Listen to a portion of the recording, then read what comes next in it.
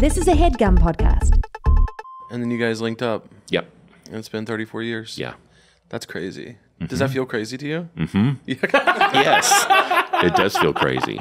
You know, and it's just like any relationship. It's work, and you work through stuff, and then you reach a point where, as we say, it's too much work to train a new one. So you just ride with it. Yeah.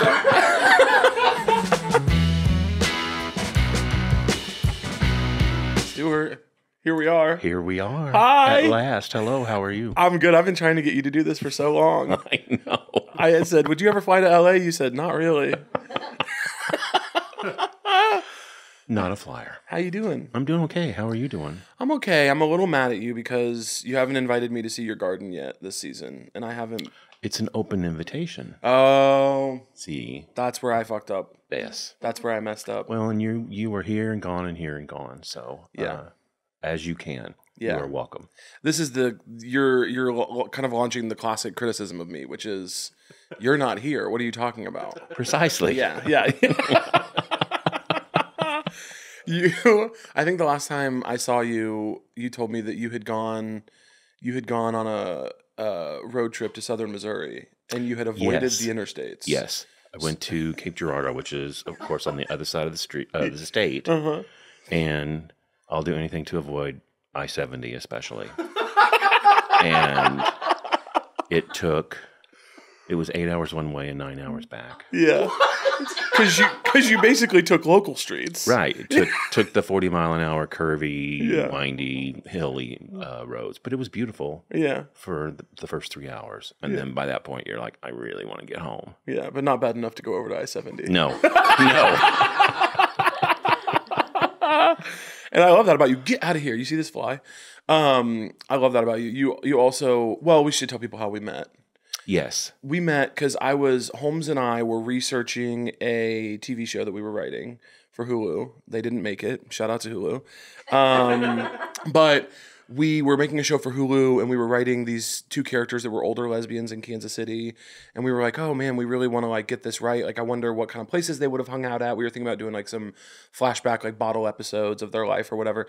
So I cold emailed you and was like, hey, could we come down to the university? Because you run the queer archive is it Gay and Lesbian Archive of Mid-America? Yes. Did I get it? Very good. Yes. Let's go. And you founded it. Yeah. And run it. Co-founded it. Yeah. At UMKC. Yeah. And I cold emailed you and was like, hey, you don't know me, but I'm writing this TV show and I live in town. And could we come and get a tour of the archive? And could you tell us some stuff?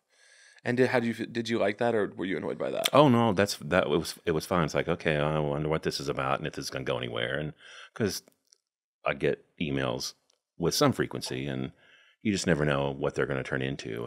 And then you all showed up. It was you and Holmes and one of our producers and our showrunner, so Deirdre and Lady J. Lady J. Yeah. And 4 hours later, we were still talking. Yeah. Well, I think you didn't like us when we first showed up. Well, I didn't know what to expect. I think you didn't like us because when I feel like when we came in, and you can tell me if I'm wrong, but I feel like when we came in, there was a little bit of a wall.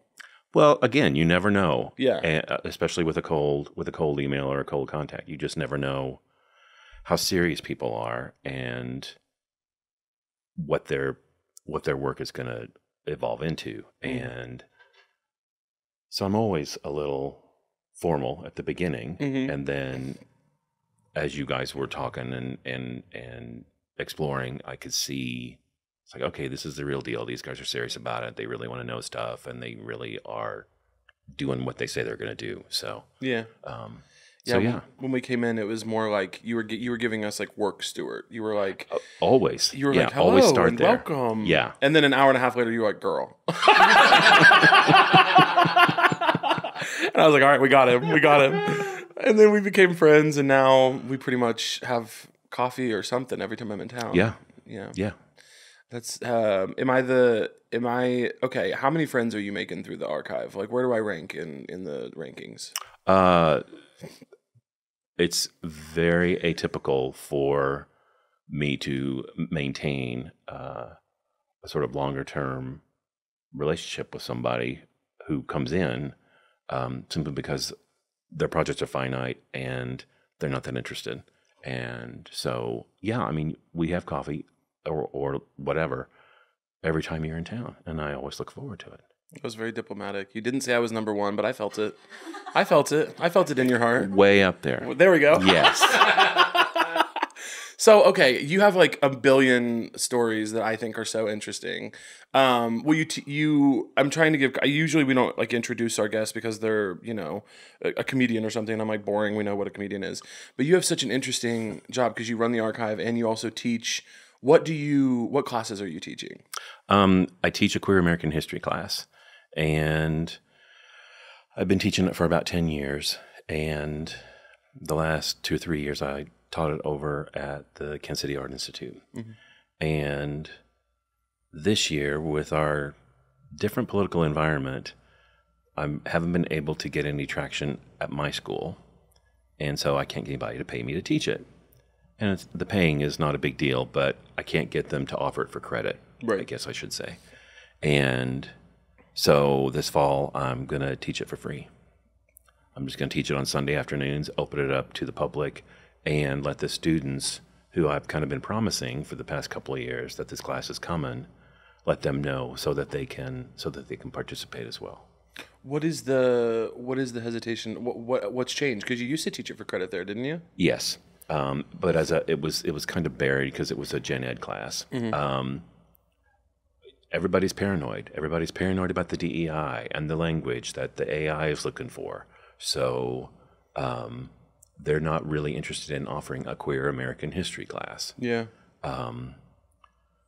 So it's a weird time, and so I because these kids are so hungry for it, and I want to give them what they're hungry for, and it's a way to perpetuate the history they're trying to erase. Come learn the history they're trying to erase. Yeah.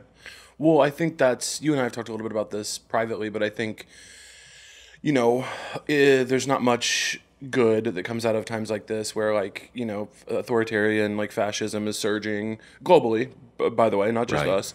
But one of the maybe silver linings that comes out of it is I do think people with marginalized identities, not particularly, but as we know more intimately, queer people, do get really involved and passionate and start to look at the past and start to connect more. Right. I think we almost have like an oppositional, when things are good, it felt like right after gay marriage got legalized, a bunch of queer people went, all right, we're done. I'm tapping out. Yeah, exactly. And as things turn more oppressive, and you see this repeated over and over in the history of this community, as things get more oppressive, then you start to see a resurgence of pushback against that oppression. And one of the important things about teaching the history is that you get to learn from people's successes and people's mistakes, activists' successes and activists' mistakes. And so you can look back and see what worked, when times were even worse, and what didn't work, and what you can adapt to your current situation. Yeah. Yeah.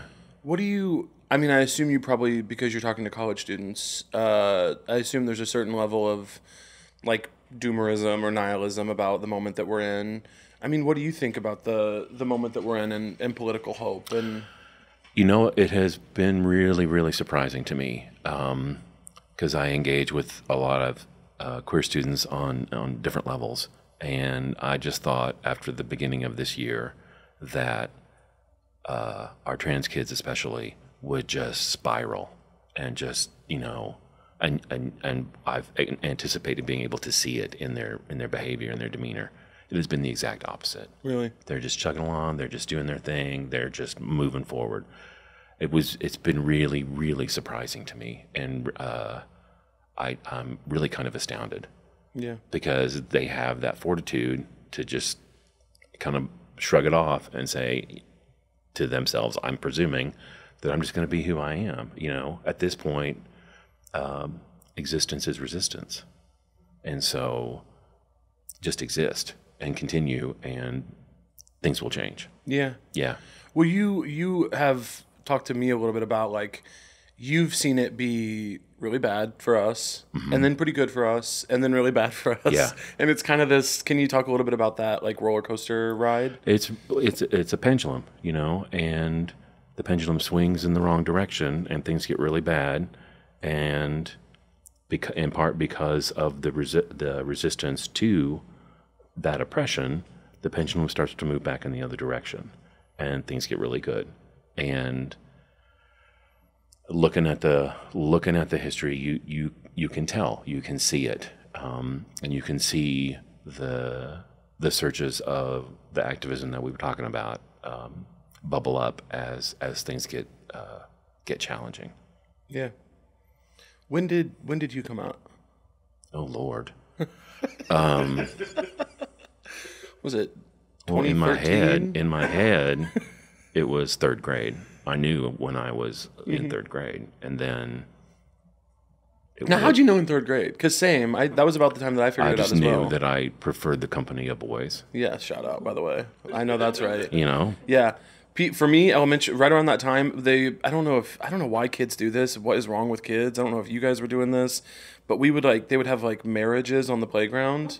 And people would like get married. They'd be like, we're going to the tree for like Caitlin and Derek are going to get married today. It's not like the school was doing it. It's like the kids themselves, like a sort of heteronormative Lord of the Flies situation where they're like, did y'all have this? Yes. We're doing this. And I remember that I was meant to get married to a girl. And I was like, I don't see it. I was like, I'm kind of rocking with Tyler in a bigger way than that. And I just remember being like, that there's something off about that. Everyone else seems very keen on this, and I'm not rocking with it at all. Yeah. But third grade, you were just kind of... Yeah, and then came out to some close friends in high school, and that would have been, 1978. Yeah, let's go. Yeah. Let's go. And how did that go? It went fine. Yeah. The one date I ever went on with a girl she was a very good friend, and of course then, and it wasn't because of me, but she eventually came out as lesbian. I know that's right. Yeah. Yeah. How was the date? I imagine she had a great time. It was Girls fine. love going out with gay guys.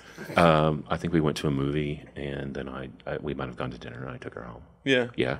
I honestly don't remember. A gentleman. Yeah. Yeah, of course. Of course.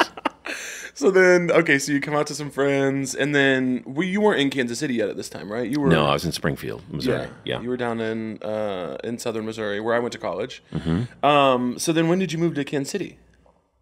I moved to Kansas City to go to school at UMKC in 1980. 1980. And then bounced back and forth a little bit. I went to SMS, or now Missouri State, for a year, and then came back up here, and I've been here since the mid-'80s, since 85. Yeah. Yeah. What was your entry into the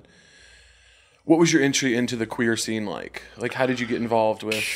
So in Springfield, down on the square, there was a gay bar called The Galaxy. Come on. And Lord, I was 19, and I went. I was terrified, but I really wanted to go to a bar. And so I went on like a Tuesday night. Yeah. And of course, no one was there. So I walk in, and I sit. It's a long bar on the left, at the end of which was the dance floor, and there were a row of tables opposite the bar. And so I just sat at a table, just sat there and kind of looked around. And this young man came up and said, "Do you always come to bars and not drink?" And so he bought me a drink, and we sat and talked. Okay, let's go. Yeah. Game. I love that. So that was my introduction to the world of bars. But prior to that, the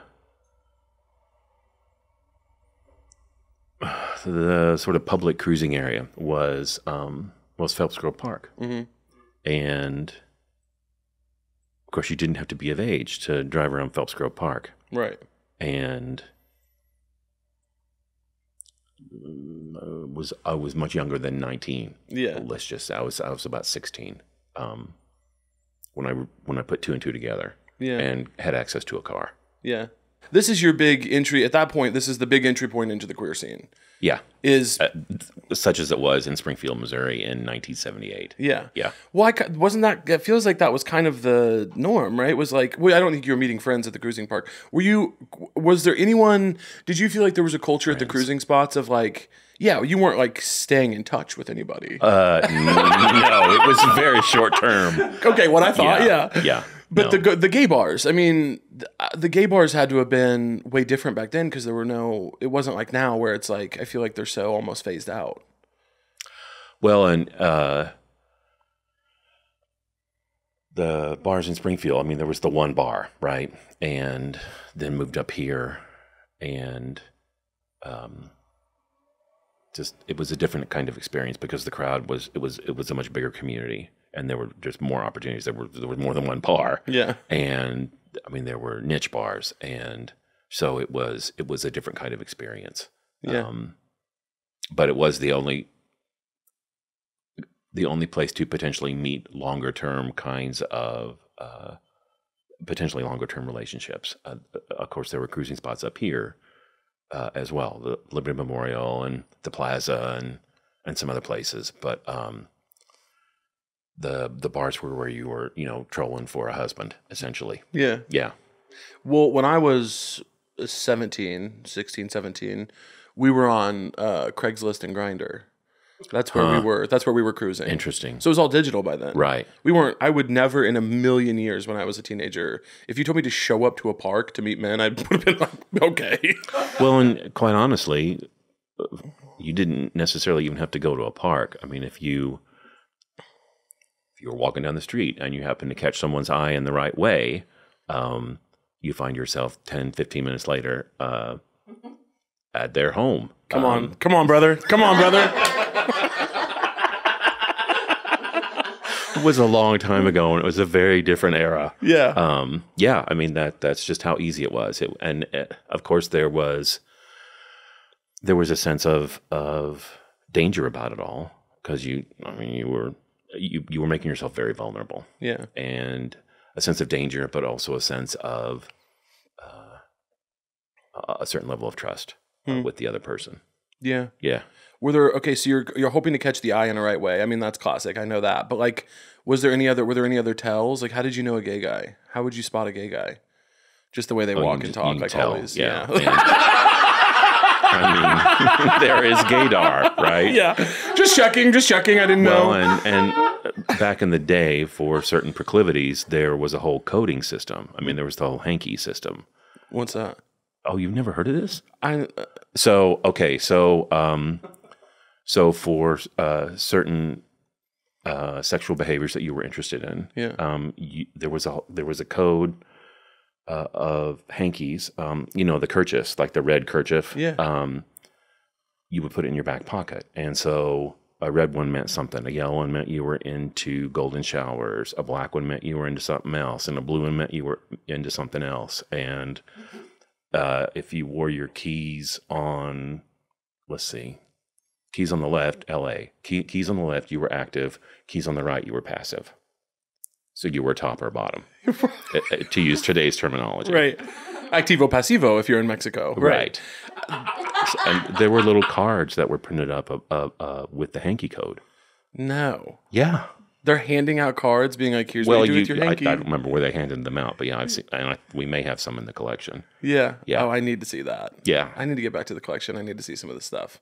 That is so funny. Yeah. Not the keys. Not the keys on the left being I'm a top. Right.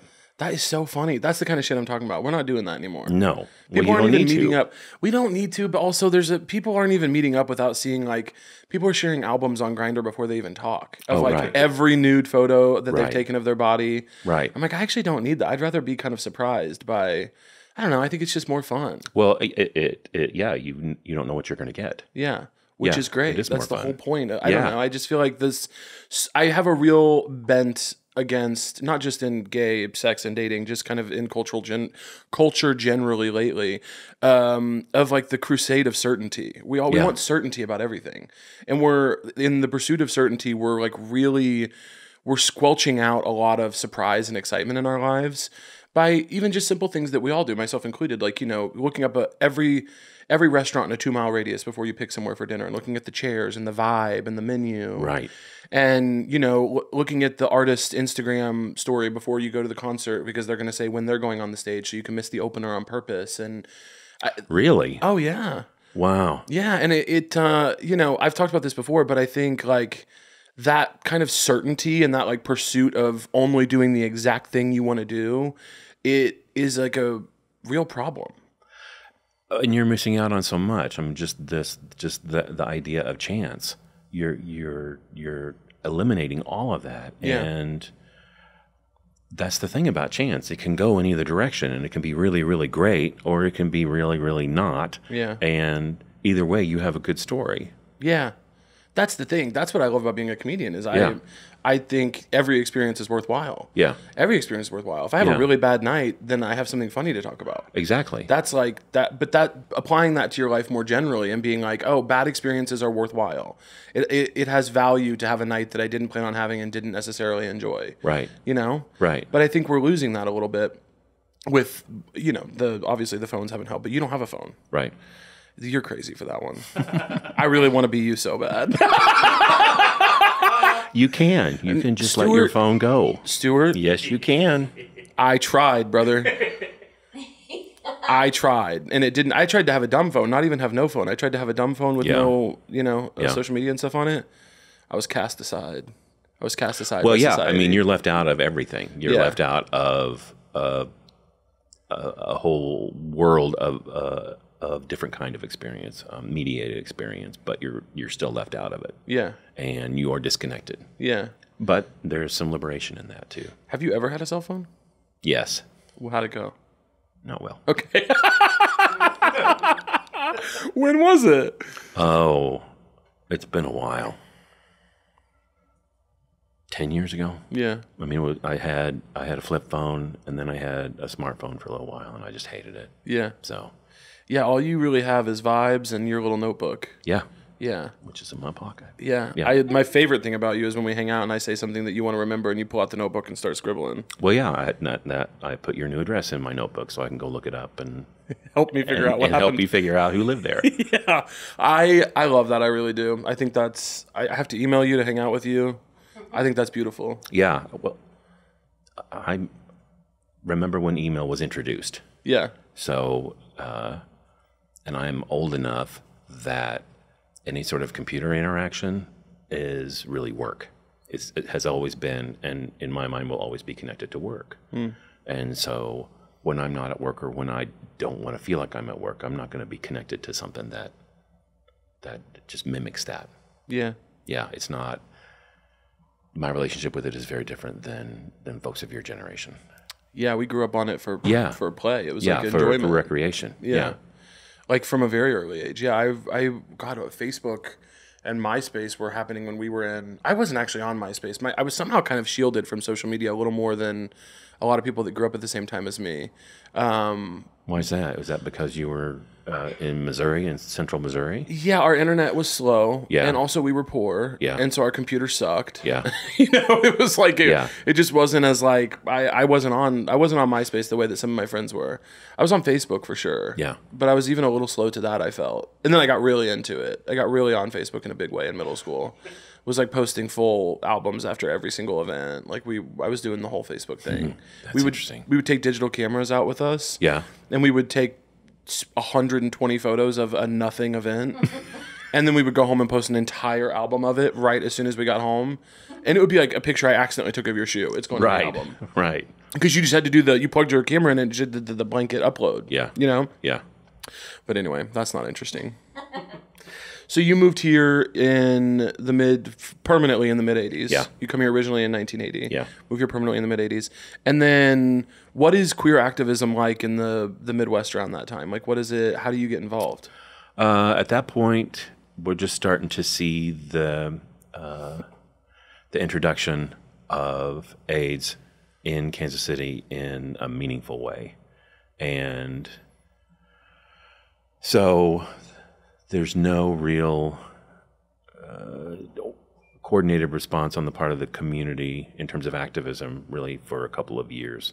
sort of 87, 88, with the formation of the local chapter of ACT UP, and as more and more people get sick. The first community aid service organization was started in 85, the Good Samaritan Project.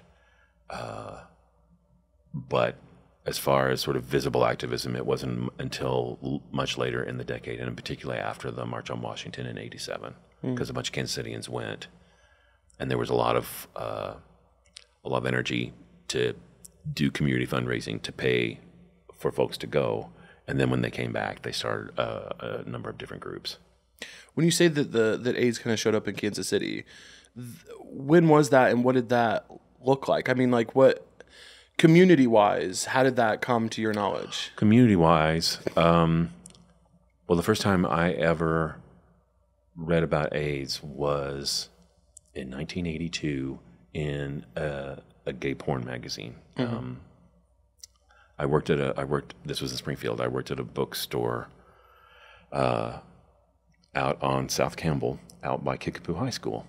And we were next door to, and it was the shopping center still there, Park Crest Shopping Center. There was the only adult theater in town was right next door to us. And so we had a big collection of porn. And anyway, I had to do quality control on the gay porn. Of course. So you're just doing your job. Right, exactly. And so the headline read, gay cancer, ? And then here, as the decade went on, I came up here, really the only reliable place to get information about new symptoms and treatment protocols and just what was going on was in the little magazine, the alternate news that they gave out at the bars every week. It was I call it a bar rag. It was just published for the community, and because it was distributed in bars, most of the content was reporting on dart tournaments or drag shows or softball tournaments or just the kind of things that folks who went to bars were engaged in. But it was, as things got worse, it was, like I said, the only source of up-to-date information, because, of course, you had 3 network news stations at that point, all of which, like they still are, were designed to scare people. So you weren't getting the information that you needed as a 25-year-old person who was sexually active. And so that was my reason for going out to bars every week, ostensibly. Was to get the alternate news. Yeah, I'm here for the news, thank you. Don't flirt with me, boys. Nice try, fellas, but I'm here to read the news. Right.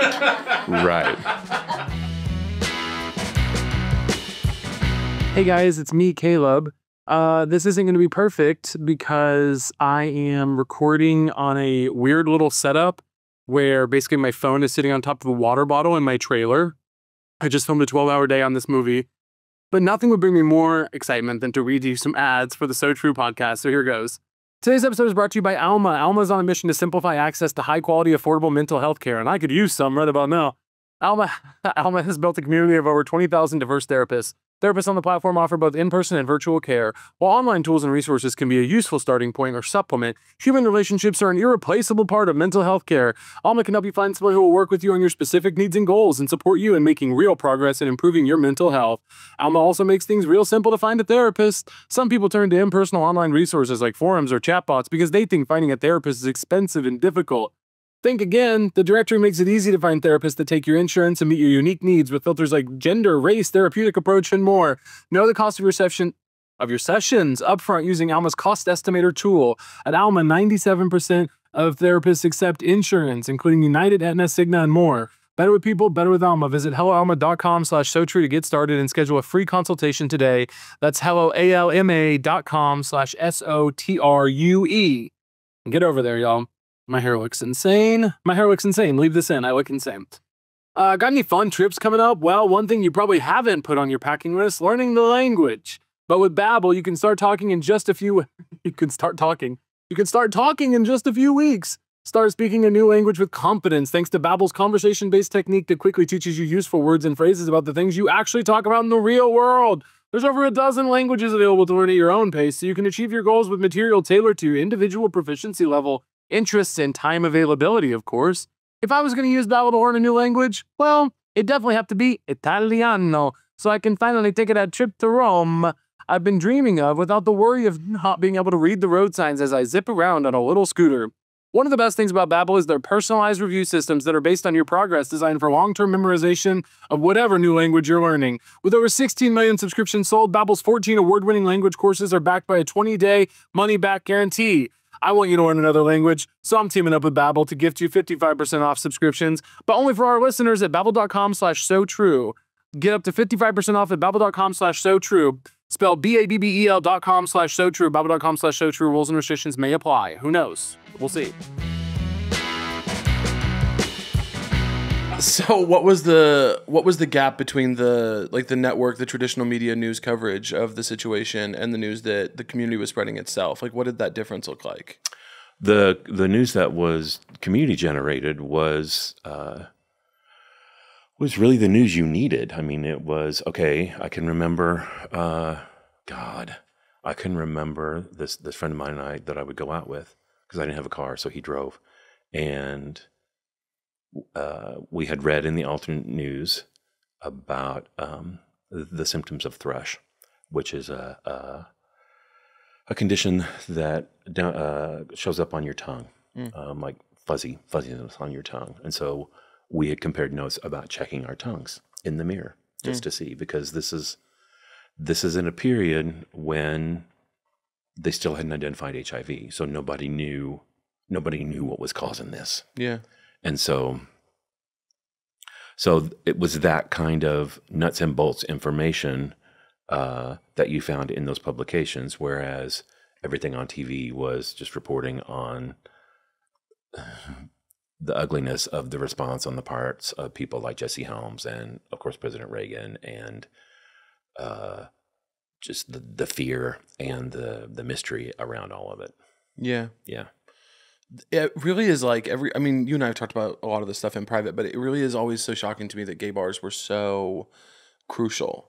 That like gay bars were really like community centers, and where you actually found friends and lovers and potential partners, and people were flyering and pamphleting, and that is not at all the feeling of gay bars that I get now. They're crucial, of course. Like, they're fun and exciting, and you can like find a great hookup for the night. But the way that you talk about gay bars, then it just feels so much more vital. It was vital because it was one of the few safe spaces, as we would call them now, that existed, and you could just go in and let your shoulders down and not have to be on guard, right? And you didn't have to worry about covering anything up. And it was also a way to sort of keep tabs on the community, because if you went regularly, you would get to know people by sight. And then when those people stopped showing up for a few weeks, there was concern that, well, maybe they're sick. And that was, of course, the euphemism, just being sick. And that's how people talked about AIDS. Yeah. Yeah. And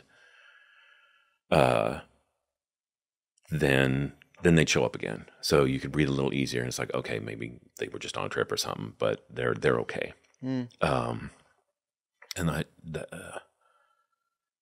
And you're right, it was a quasi kind of community center, because at the same time you had, as time went on, you had activists standing there handing out condoms and explaining why you needed to wear them and how to wear them appropriately, and just the importance of safe sex practices. And that's where a lot of the fundraising was happening, was in the bars, fundraising for organizations like Good Samaritan Project, because the community tended to turn to drag queens to raise money, because they're very good at visibly raising money. They're walking around with dollar bills in their hands, right? Yeah. So that was one of the places that these orgs went to raise money regularly, and the queens responded, of course, positively, and did a lot in the early years to fund these organizations. And where are the lesbians in all this? The lesbians, well, in a city like this, there were enough bars that there were lesbian bars. So over on Main Street between 50th and 51st, that was one of the primary bars. It was the Cabaret, and then 2 doors down was Billie Jean's, which was a lesbian bar. I'm sure it was. It absolutely was. With the, Hey, I believe you. but they were around. They were also participating in the fundraising. They were helping to take care of folks who were sick, either formally or informally. They were volunteering at the orgs like Good Samaritan Project. So they stepped up. They stepped up and did what needed to be done. Yeah. Yeah. And when I have so many questions I want to ask you. Womantown is something that a lot of people might not know about. It's very Kansas City specific. Yes. Don't tune out, even if you don't care about Kansas City. This is interesting, I promise. Will you talk a little bit about Womantown? Sure. Womantown was an initiative that started in the very early 1990s to create, as they build it, an intentional urban women's community, woman with a Y. Basically, what it was an effort to create a safe neighborhood, as the founders described it, a place where they felt safe walking hand in hand down the street. And it was in a neighborhood, if you know Kansas City, from 25th to 31st, Gillum to Troost. And it was a neighborhood at that point that was just on the cusp of decline. And so these 2 women came and started buying property, and then encouraged other women to come either buy property or rent property in the neighborhood. And if they bought property that needed some rehab, the members of Womantown would collectively work together to rehab the property. And along the way, they established opportunities for social engagement. They did trips, and they participated in things like marches and pride and all that kind of stuff. And it turned out to be really quite successful, and really, really resonates with the women who lived there. Yeah. Yeah. So these lesbians were going to like women's fairs and stuff, right? Like women's festivals. Sure, And sure. flyering and being like, move to Kansas City. We're making And lesbian they were town. advertising. They were advertising internationally, and they got correspondence from all across the world. Because it's an interesting take on promotion of the city. Yeah. Because they're promoting it to a very specific audience, and so in the materials that we have about Womantown, you see a lot of these letters from women all across the country, just inquiring about the scene and what it took to be here. Yeah. Yeah, but the founders are these 2 amazing women. They're now down in Georgia, and I guess it was last year we put up a historic marker commemorating Womantown, because it's a very interesting and unique take on the whole idea of lesbian separatism, which really gained ground in the years immediately after Stonewall in the early 70s. Yeah. What's interesting to me about it is that Womantown was 20 years later, and it was in the middle of a city, because the post-Stonewall efforts were very rural. Get off the grid, get out of the patriarchy, and they were out in the woods, basically remaking their world. Whereas here in Kansas City, it was just adapting, and we thought it was important enough to commemorate by installing this historic marker, and we wanted to do it while a lot of the women were still around. And so we had a really great event last summer, and an unveiling, and a number of the residents were in attendance, and it was a really fun blowout. Yeah. Yeah. I can't believe that's already been last year. Yeah. Feels like yesterday. Yeah. Folks, with prices going up on just about everything lately, being smart with your money isn't just a good idea, it's essential. But managing subscriptions, tracking spending, and cutting costs can feel overwhelming. Lucky for you, Rocket Money takes the guesswork out of it so you can easily make smart decisions. Rocket Money is a personal finance app that helps find and cancel your unwanted subscriptions, monitors your spending, and helps lower your bills so you can grow your savings. See all of your subscriptions in one place and know exactly where your money is going. For ones you don't want anymore, Rocket Money can help you cancel them. Rocket Money will even try to negotiate lower bills for you. They automatically scan your bills to find opportunities to save. Then you can ask them to negotiate for you. They'll deal with customer service so you don't have to. Rocket Money has over 5 million users and has saved a total of $500 million in canceled subscriptions, saving members up to $740 a year when they use all the app's premium features. Cancel your unwanted subscriptions and reach your financial goals faster with Rocket Money. Go to rocketmoney.com/SoTrue today. That's rocketmoney.com/SoTrue, rocketmoney.com/SoTrue. This podcast is sponsored by the crisp, refreshing Angry Orchard. Listen, guys, there's a litany of things we shouldn't get angry about, but let's be honest, sometimes it's hard not to be. For example, don't get angry that your beloved sports team keeps blowing leads in the fourth quarter. Don't get angry that you just stubbed your toe like the furniture has a vendetta out for you. Don't get angry when autocorrect changes a word to something ridiculous. Instead, get an Angry Orchard and feel good. Feel chill and refreshed, not pissed off. Just having a tasty orchard. Once you get a cold Angry Orchard in your hand, all those little problems start to fade away and you can kick back, put your feet up, and forget about your troubles for a moment or two. Angry Orchard is the #1 hard cider in the country. It's naturally refreshing, delicious, and has just the right amount of sweetness that makes it the perfect drink when you're looking for something a little different. Grab an Angry Orchard today. Grab an Angry Orchard. Leave it in. I'm a human being. Grab an Angry Orchard cider today. Don't get angry, get Orchard. Please drink responsibly. Y'all know how much I love a comfy couch or a comfy chair. Having the right furniture is a key ingredient to turning a house into a home. So I want to talk to you about my friends at Cozy, whose motto is everyday home furnishings made easy. Cozy is built for real life. Their pieces are modern, adaptable, and worry-free. And they're designed to make your day-to-day feel a little lighter, just like me.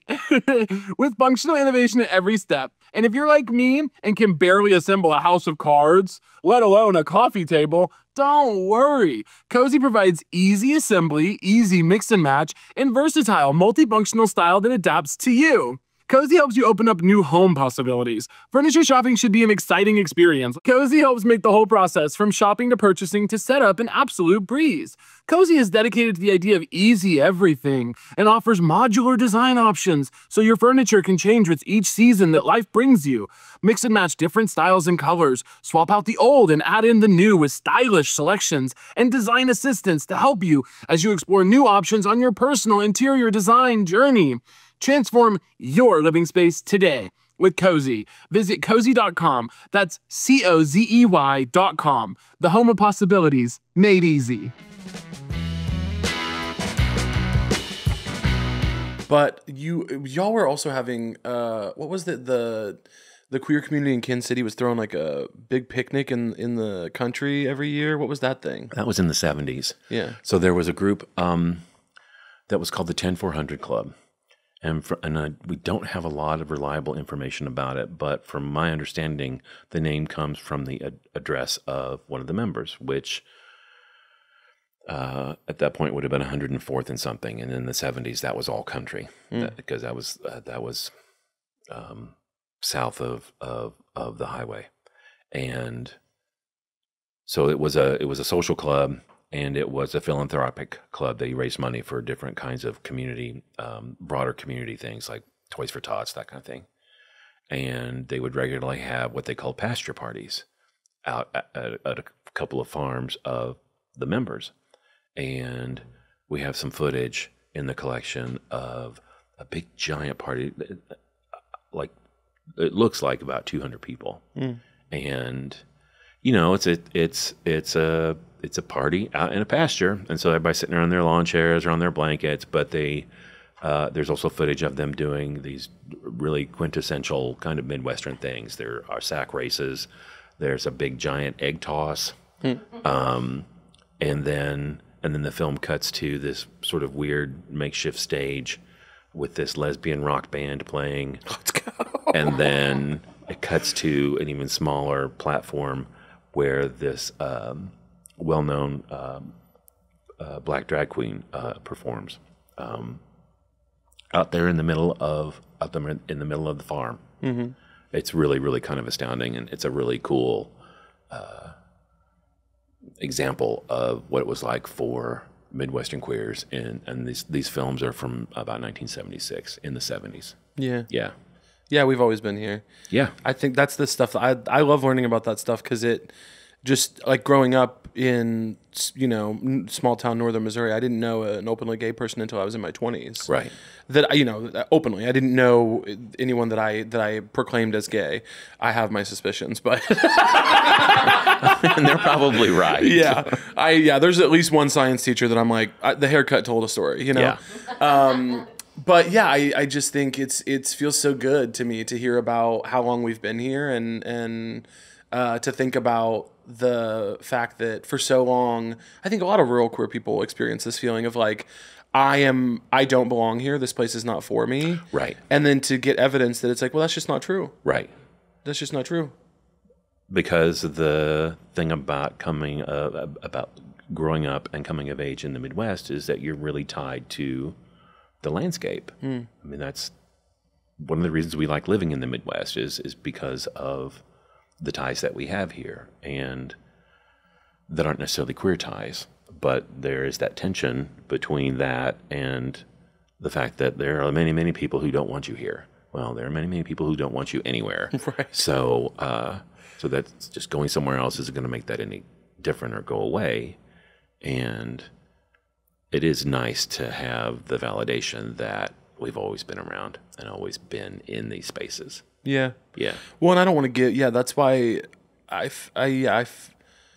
home is so important to me, because I don't want to give it to the people who want us to leave. Right. I don't want to give it to Right. I don't want to cede that to them. The homophobes and racists and misogynists don't get to have the Midwest. Right. To me, I'm like, we can't leave and abandon and just all of us go away because they don't get to own Missouri. I'm also from here. Right. You know? And the queer kids who are coming of age now need to see queer people in Missouri, in Kansas, and know that they are here and that it's okay to be queer and be here. Yeah. Yeah. Okay, so I'm backtracking a little bit. You're here in the mid '80s, and when do you meet your husband? We met in December of 1988 at a bar. Which bar? Cabaret, of course. Cabaret, of course. The lesbian bar? No, that was Billie Jean's. Oh, Yeah. sorry. Oh, I get. You were telling me in reference to. Right. Got you. Right. Yes, I thought they were both lesbian bars, but not. Oh, with you. no, Cabaret was a men's bar, definitely. So you guys met at the bar in 1988. Yes. And just come on, give me the good stuff. What happened? So he was there with his partner at the time Boo. and a friend of theirs. And I had had enough libations that I hated going to bars because I just stood there by myself, and so I'd get drunk enough to then just go dance by myself. And so I was dancing by myself, and their friend sort of approached me on the dance floor and gestured if he could dance, and I said sure. So we ended up connecting, and then his name was Craig. The four of us started running around together as two couples, as friends.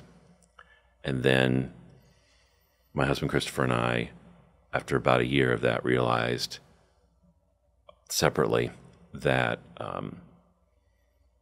we were not with the people we should be with. And so Drama. it was drama. It was total drama. And they exited the picture, and Christopher and I connected just sort of kind of begrudgingly on the rebound. And we're like, okay, let's just see what this is going to be like. And then 34 years later, here we are. That's so sweet. I love that. I love that. So how long were you guys friends before the breakups happened and you officially? About 2 years. Yeah. Yeah. God. Yeah, it was 2 years of drama. I was going to say, I'm like, that's excruciating. Yeah, it was a lot because each of the partners had their own issues, mostly from their families, actually, now that I think about it. Because his partner was a Syrian who had lots of challenges, and my partner had lots of challenges from his family. So, Yeah. yeah. And then you guys linked up, Yep. and it's been 34 years. Yeah. That's crazy. Does that feel crazy to you? Yes. It does feel crazy. you know, and it's just like any relationship. It's work, and you work through stuff, and then you reach a point where, as we say, it's too much work to train a new one. So, oh, you just ride with it. What's your favorite thing about him? He's so smart, and he makes me laugh. Yeah. Yeah, He is so smart. he is really, really smart. It's crazy. Yeah. I mean, you are too. It makes sense. But when I met him, I was like, this guy's brilliant. Yeah, he really is. Yeah. Yeah. What is there another quality? Smart and makes you laugh are two great ones. Is there a quality that, because, you know, you guys, how old are you in 1988? 27? In 89, yeah, I'm 27. Yeah. So you're young. You've got Mm-hmm. options. You're in Kansas City. There's a few gay bars. Things are going on. There's gay guys here. Right, You could have also moved somewhere else and been single if you wanted to. right. Is there a quality about Christopher that made you think, this is what I should be doing? This is the person I should be with? Not immediately. Yeah. You learn that, you kind of learn that as you go along in the early years. Because he's an artist, he's a visual artist, and I had always had a thing about art boys. Yeah. And I really liked that idea of being with an artist and helping to support an artist and the work that they do. And because the kids I ran around with in college were all artists, and I'm not,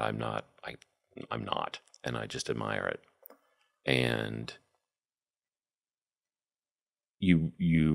I think you realize as time goes on, it's like, oh, okay, so this is where it can work, and this is where it fits, and this is why we should continue. And we both came from similar backgrounds, which I think helped. We both came from small towns. He in Oklahoma and me in Southwest Missouri, because I grew up in a smaller town south of Springfield. And just that shorthand of that experience, of that life experience, also contributed to our understanding of each other and why we do things the way we do. Yeah. Yeah. Well, that's beautiful. I love that. And he's also a very good artist, Yeah. by the way. Yeah. I can see why. I can see what you were picking up on. Yeah. I see it all. Yeah. I see what both of you were picking up on. You emailed me a picture recently of you from back in the day, and I said, I know that's right. I said, damn right, Christopher. Come on. She told me that you got hired at some restaurant job because the owner wanted to. Oh, yeah. hook He up with wanted it you. in my pants. Yeah. Yeah. That's the only reason he hired me. I had no experience whatsoever. And he hired me as a cook. Yeah, I know that's right. Lord. He said, you'll figure the stove out. Get in here. Yes, I don't know to turn it off. Yeah, well, God, I left my stove on all night last night. I don't even know if we've said that on here yet. I didn't even use it. I just bumped into it and turned the gas on, and then woke up this morning and was like, my house smells funny. We'll see what happens. I don't know. I'm having a good time. I hope I live longer, but if the stove takes me. Well, yeah. Stay away from the stove then. Okay, what else do I want to ask you? Well, God, there's so many things. You work with college students a lot as a teacher, professor. What is going on with the AI shit? What are we thinking about this? I'm scared. I honestly don't know. Okay. Because in our little niche, because we're dealing with old books and we're dealing with archival materials, we're pretty removed from the AI, and it's not going to take over our work. So none of us are worried about it. And then in terms of the classroom, I'm a very casual and laid back cool. teacher. You're a cool professor, yeah. And because I'm an adjunct and I get paid no money. Yeah. And so I'm not going to be as intense as like a full-time teaching faculty member. And so I give them very simple assignments. All they have to do is 2 film reviews. And this semester especially, I could tell that they either copied and pasted it or they had some of them had some computer spit it out for them. Yeah. You know, as I tell them, the first class we have, I'm not there to grade their writing skills or to meet the student learning outcomes or any of that crap. I'm there as their gelder to share these stories with them. And if they choose to go down a path that isn't as challenging as it could be for them, that's their choice. They get less out of the class. But I'm not going to track it down, because one semester I did call a girl out on her plagiarism, and it ended up being a crap ton more work for me as the instructor. And it's like, I don't have time for that. So I just got to shift the burden of responsibility back to them. And, you know, it's however much they want to get out of the class, they'll put into it. Yeah. Yeah. It makes me sad, though, for a million reasons. I mean, the AI stuff, I'm at my fucking wit's end already with it. I'm so mad about it. We just got another offer yesterday. I didn't even tell you guys this. We just got another offer yesterday to do a huge ad campaign for an AI thing. Really? Oh, they're offering... They're consent manufacturing right now. Right. That's what I want a lot of people Right. at platforms to understand is they're in the process right now of manufacturing consent for this technology. And when they come and offer people with, you know, cool platforms or audiences or whatever that means, and they offer you an outsized amount of money, which they are, all of them, they offer you hundreds of thousands of dollars to do an ad deal for them. They are doing that because they need your help to manufacture consent for this. Right. So that when they use this to take everybody's jobs, when they use this to destroy, it's already ruining our brains. We already have, the shit just got here, and we already have research about what it's doing to the human brain. It's going to make us dumber. It's going to steal jobs from people that we already don't have to give away. Right. And I just feel insane about it. But it makes me even more sad in a class like queer history, which is presumably a lot of queer kids. Right. That I'm like, why take it? Why take it if Right. you don't want to? This is important stuff. And this is actually like the privilege and the benefit and the joy of being a student is that there's this time in your life where you get to dedicate many hours a day to just thinking. Right. That will never happen for you again. Right. That's so exciting. Right. And I know that I totally slacked off in parts of undergrad, and there are totally things that I didn't, care for. I didn't appreciate the way that I should have. Right. That's just part of being 20.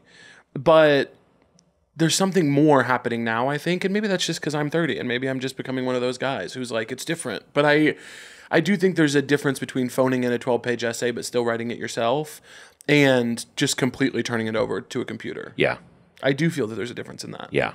And, you know, if I had my druthers, I wouldn't even sign them the 2 film reviews. Yeah. And they're only 3 pages, 3 to 5 pages. It's like, come on, kids, this is, and I tell them what to do. Yeah.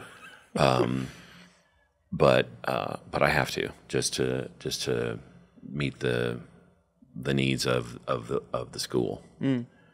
And yeah, to your point about it being the only time in your life where you are going to be able to do this, where you and a group of other people are going to read the same thing at the same time and then come together and learn more about it. Take advantage of that and dive in and be a student. The whole point of being a student is that you don't know. I don't expect you to know this. That's why you're taking a class like this or any class. And it's okay to not know. That's why you're here, and then spend the time learning it. And then you walk away knowing it. Yeah. Yeah. What do you wish that younger queer people knew? Like, what do you wish that younger queer people knew or understood that you think they might not? I wish that they knew more about their history. And quite honestly, I wish the community as a whole had better infrastructures for making intergenerational connections, which we don't. We're really, really bad about that. And we just don't have any systems for connecting older queers with younger ones to help them along and to guide them and help them through. Most cultures have rituals around specific ages or rituals around specific points in life, and we don't have that.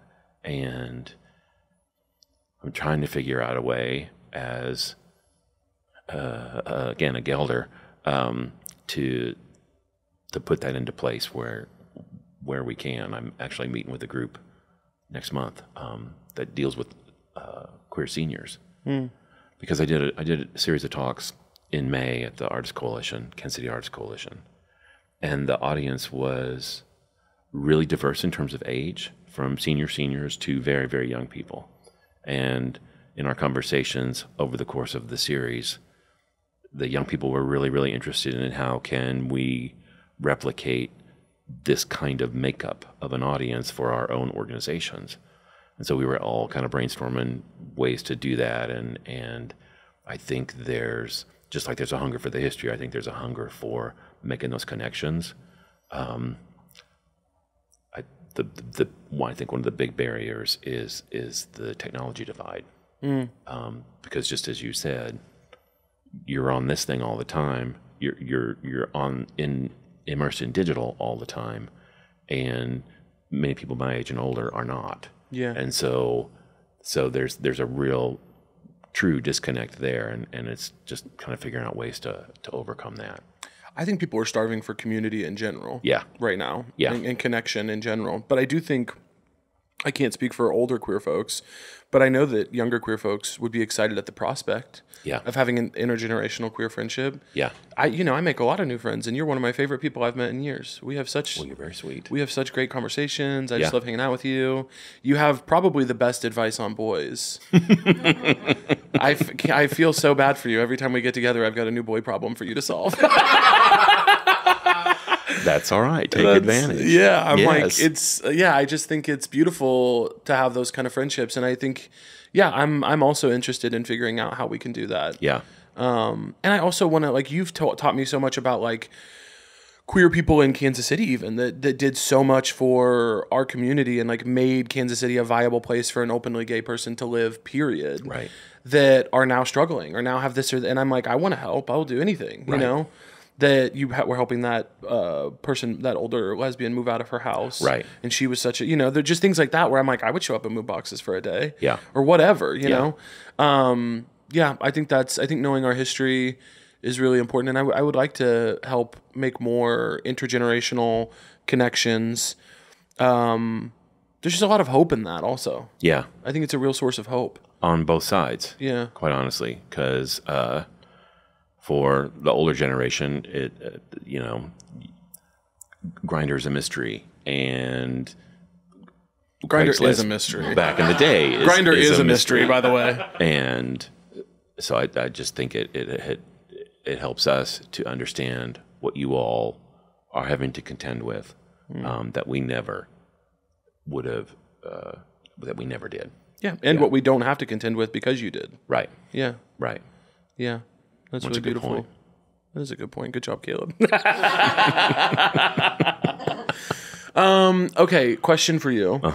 And this might be annoying, and you don't have to answer it because I know sometimes. Anyway, you're in a beautiful long marriage. We talked about Christopher, who we love. Shout out Christopher and his garden that he's obsessed with.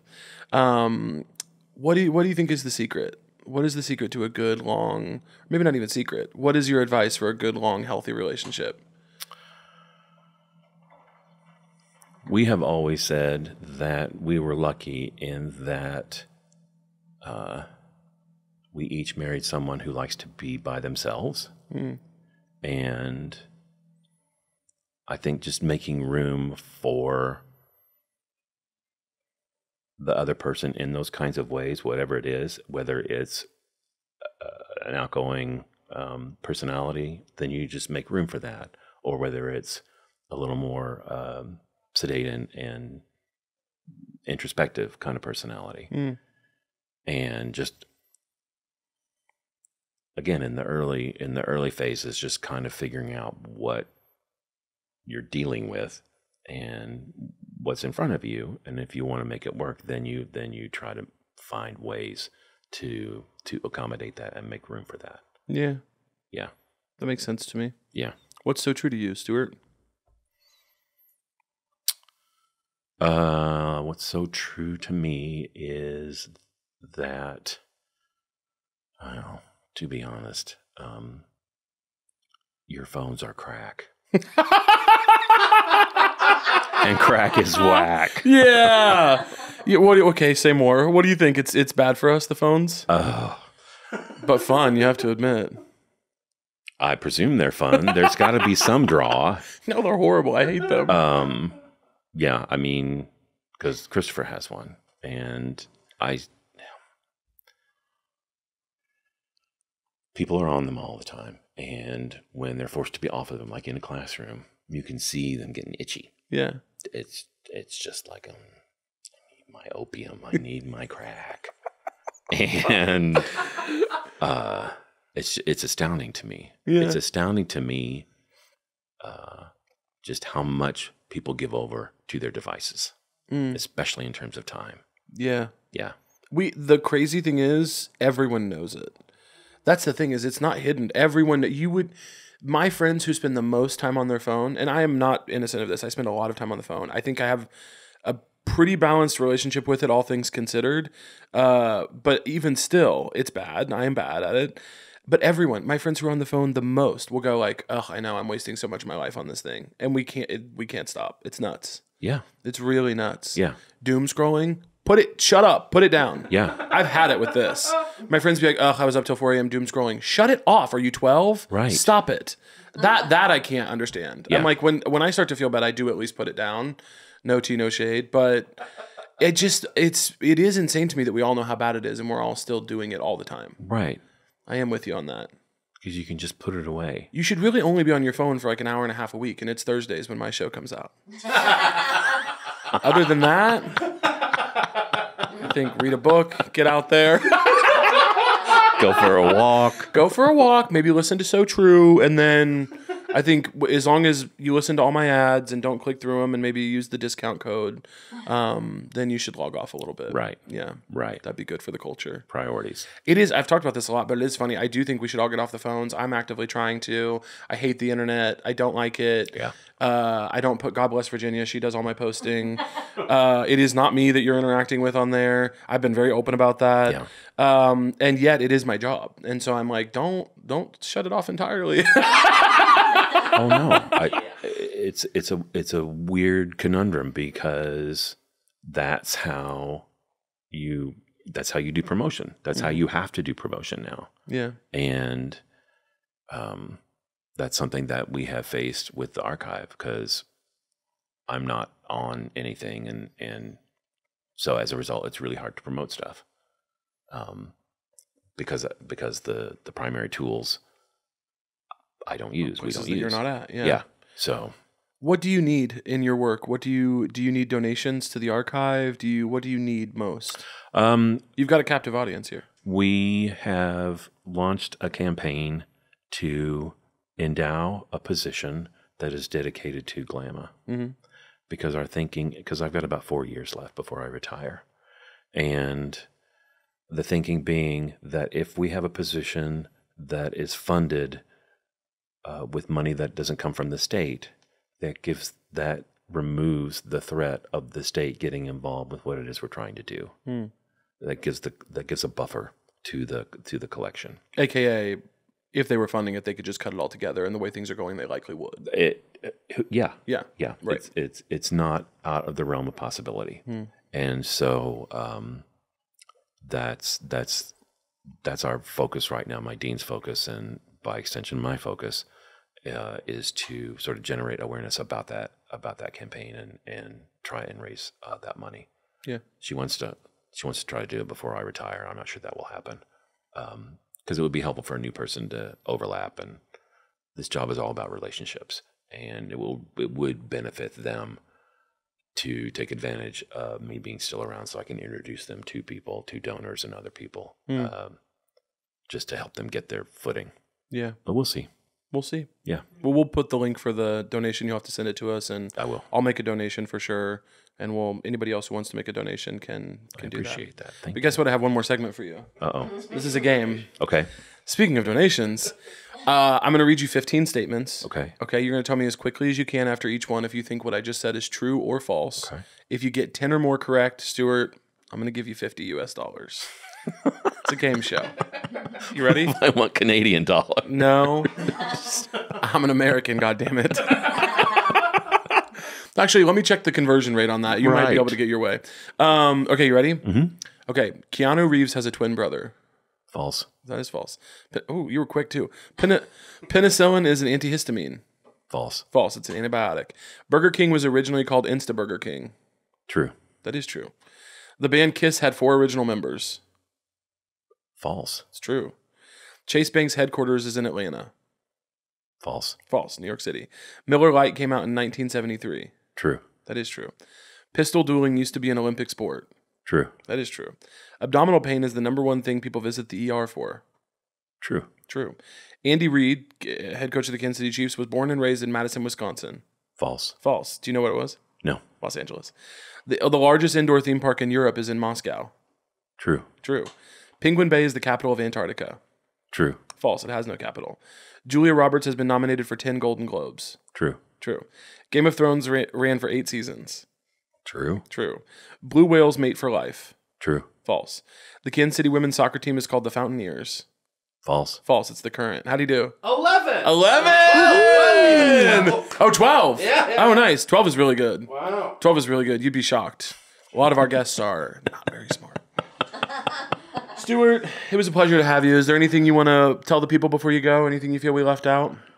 No, I think we covered a lot. I could have done more. I could have done 2 or 3 hours And more. it was a pleasure. We'll have to It's have you always back. a pleasure. I just love you. Thank you for doing it. Same here. Thanks for You're being here. welcome. Thank you. Anytime. That was a headgum podcast.